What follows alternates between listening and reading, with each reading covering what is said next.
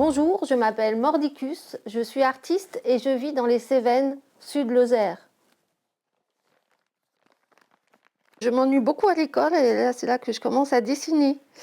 Et ensuite je me suis jamais arrêtée, j'ai pas forcément fait d'école, donc je suis autodidacte.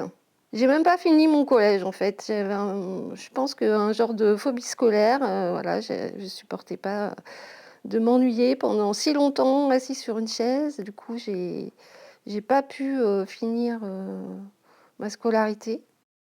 On essaye des trucs avec des gens ou tout seul. On essaye le maximum de matière. Faut explorer quoi. J'ai jamais envisagé de faire autre chose. Donc j'ai persévéré, voilà, sans avoir forcément de projet professionnel. J'ai pas vu ça vraiment comme un métier, c'est plutôt quelque chose d'irrépressible, quoi, de nécessaire. J'ai toujours plein d'idées en stock, après il faut que je choisisse. J'ai toujours envie d'essayer des nouvelles choses, je manque un peu de temps. Et,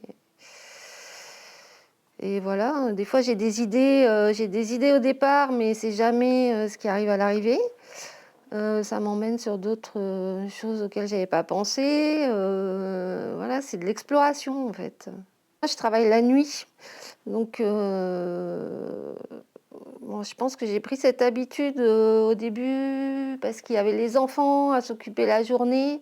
Et la nuit, c'est le moment où je peux être seule et pas interrompue. Peut-être que le duende ne vient que la nuit. Alors, les inspirations, ça peut être plusieurs choses. Ça peut être des objets, parce que j'aime travailler aussi avec des vieux objets. Ça peut être des vieilles photos que j'ai envie de repeindre. Ça peut être aussi des personnages qui existent dans la vie réelle, que j'ai envie d'illustrer. Tout m'intéresse, mais je fais quand même beaucoup de peinture. Puisque je pense que c'est quand même ce qui me représente le mieux. Et puis j'ai besoin des fois de mettre des couleurs, juste de mettre des couleurs. Après, je dessine aussi. Là, je me suis mis il n'y a pas si longtemps à la linogravure. Donc ça, c'est quelque chose que j'ai envie d'expérimenter.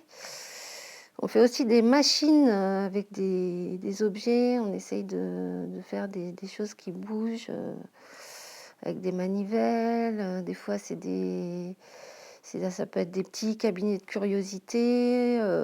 Enfin, il y a l'objet qui m'intéresse aussi beaucoup. Voilà, c'est assez vaste. Je pense que les objets, ils racontent des histoires, en fait. Enfin, surtout les objets qui m'intéressent, ceux qui présentent des traces d'usure. Donc voilà, il y a plein d'histoires qui viennent par les objets.